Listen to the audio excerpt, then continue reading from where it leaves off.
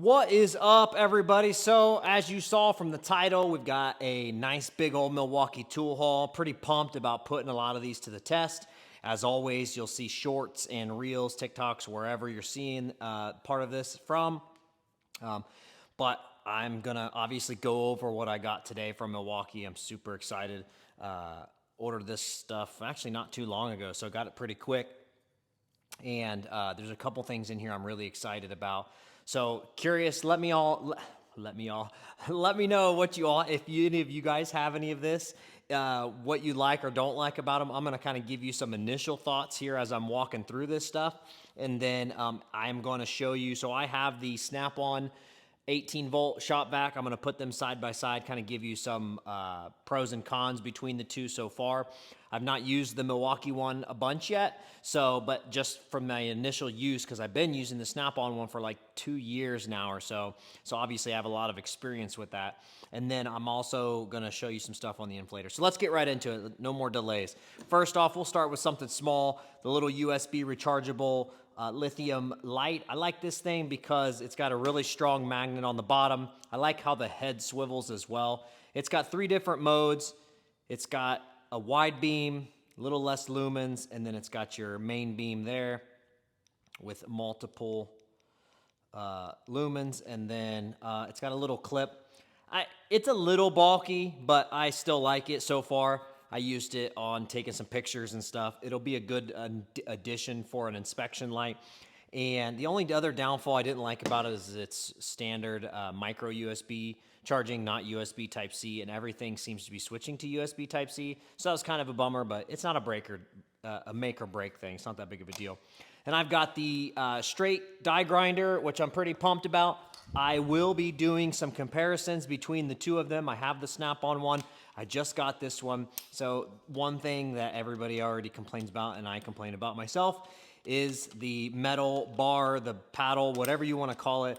It is annoying, but it is what it is. So it's not like it's the end all be all. The Snap-on's nice because it just has the switch that turns it on, and then you can adjust the speed on there. So that is super nice. One other thing that I like about the Snap-on is when you're changing blades, you can just press this in and it locks it in place. So that is nice, but haven't given this one a shot yet, so we're gonna put it to use. I put this little metal brush on there because I'll clean out, like when I'm doing wheel bearings, I'm cleaning out the knuckle. I'm doing like carrier bearings for axles and cleaning out wheel hubs and all that stuff. So anywhere there's corrosion, that's typically what I'm using that for. So we'll put that to use, and then I'll do some comparison videos and all that jazz as well. Oh, and sorry about the mic. My last video, the audio wasn't very good, so I'm just gonna wear it on my hat so that way you guys can have good audio quality. So hopefully it's not too distracting. I apologize.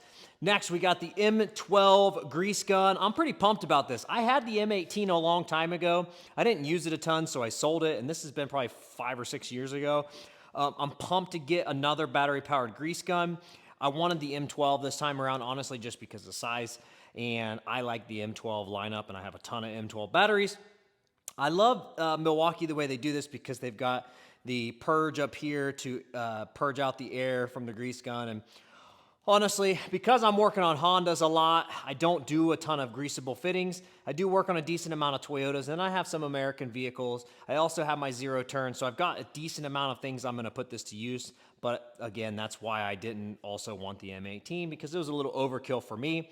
If you're greasing a ton of stuff, the M18 is probably gonna be great for you. So yeah, I'm excited to put that one to use as well. Next is this is probably my favorite thing that I got, and this is the underbody light, and I really like this already. I've used it multiple times. I literally put it to use right after I bought it, and the magnet is insanely strong. You obviously have your full range here, and then you have your full swivel there, and then the light rotates as well. And then one of the really cool features is when you're working underneath, I dropped one. When you're working underneath, this is all magnetic. So if you're doing whatever underneath the car, you can just throw your bolts up there, your nuts, whatever you're working on, and magnetize them there and not have to worry about losing them. That's super nice. It's really strong as well, this magnet. It's M12, which is cool. Again, if you have a lot of M12 line stuff, this is going to be a great addition to what you already have. So I really don't think you'll be disappointed. It has multiple brightnesses. So 3 different settings. When I used it yesterday, the few times that I used it, it was very bright. It was good enough for what I needed. So when you're underneath the vehicle, it's not like you need like insane amounts of lumens. So it worked really well. So I'm really pumped to make some videos on this as well. And honestly, just use it because I already really liked it. What I found is a lot of times, like when you're using lights like this, the magnets aren't very strong.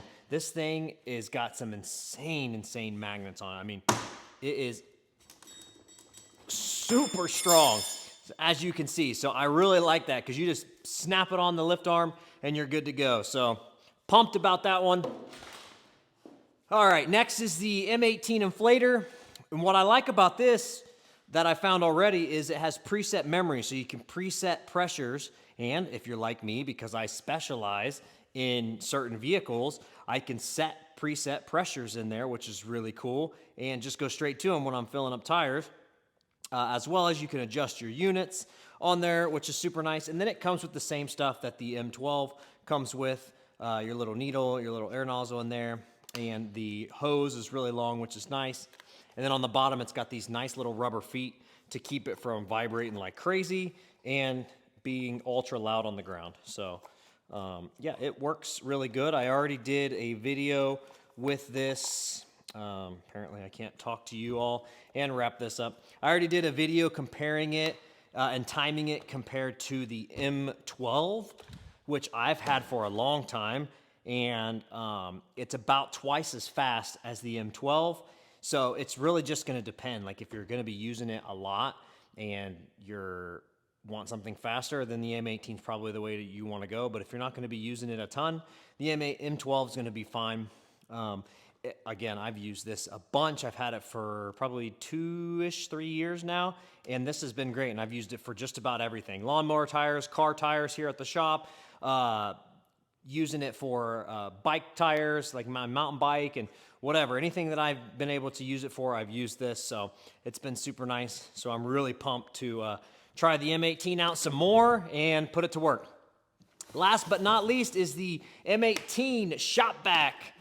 All right, so I will tell you off the bat a couple of like minor annoyances. They're not like a make or break thing. One thing I don't like is the hose when you store it, it goes inside the lid. If you want to get an adapter, it's inside the lid. And the only reason this is probably an annoyance to me is because I have, like I stated in the beginning of the video, the snap-on one, and the adapters are on the outside. So you got your adapter here, and then if you want to change the end on this, you can just change it with that one, and those just sit down inside of there. And I have used the mess out of this Shopback. It is dirty as all get out, all sorts of destroyed. If I want this long adapter, it sits in there, the extension, the skitty one, so that's nice. And then also the hose, it sits on the outside, and you can just plug it right in there, and there you go, you're set. So that's the only reason to me it's an annoyance, because I'm used to the snap-on one, and being that everything's there easily accessible. This is first world problem, so I understand that.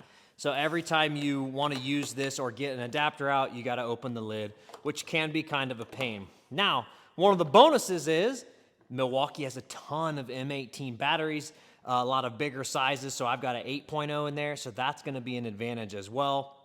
The other advantage that I've noticed is the case, the actual vacuum itself is a lot more durable. The plastic's more durable here on the bottom. It's got like some sort of rough coating on it compared to the snap-on. So I feel like longevity, and if you're dropping it on accident or it gets hit or whatever, this is probably going to stand up to a little bit more abuse than the snap-on one. And being that the battery's inside, that's going to be a little bit more protected as well. The snap-on is inside, but it's in this like stupid little cover, and half the time when you're trying to do that, this lid falls down, and it's kind of a pain, and then trying to pull it out because of the dumb design of the older batteries for the snap-on, that can be a pain too. I do have some of the new ones that have the squeeze tab, which is nicer, but this just kind of sucks. So That's a downfall about the Snap-on. So yeah, so we'll see. Like I said, I'm gonna be putting all this stuff to the test. I'm gonna be doing comparison videos between the two. As always, you know, and it doesn't matter. I guess I can say this all I want in videos because people still jump down my throat on it. Rarely am I saying something's better than the other. My goal is just to show you the differences between the brands to see what's better, see what's going to work better for you. Not every brand's going to work best for everybody. Not every design is going to work best for everybody. So everybody's got their own preference. If you already have a bunch of Milwaukee stuff, then it's probably just going to be best for you to go with the Milwaukee on most of the stuff. But there are some things that are just better on other manufacturers. But I'm just here to show you the differences. I use all of this stuff. Anything that I get, I'm using it as much as I can. Every day here in the shop, anytime I get an opportunity, I'm thinking of ways I can put this stuff to use in real world scenarios that you all might use it for, and I'm abusing it and everything, just like it would be in a normal shop. So that's my goal. I want to know longevity. So if you're not following me on Instagram, I post like anytime something breaks or I have to send it in for warranty or anything to keep y'all updated on how the reliability is of it as well. So anyways, appreciate y'all watching. If you're still here at the end of the video, thank you so much. If you're not subscribed, please subscribe. I should probably say that at the beginning of the video, but I don't.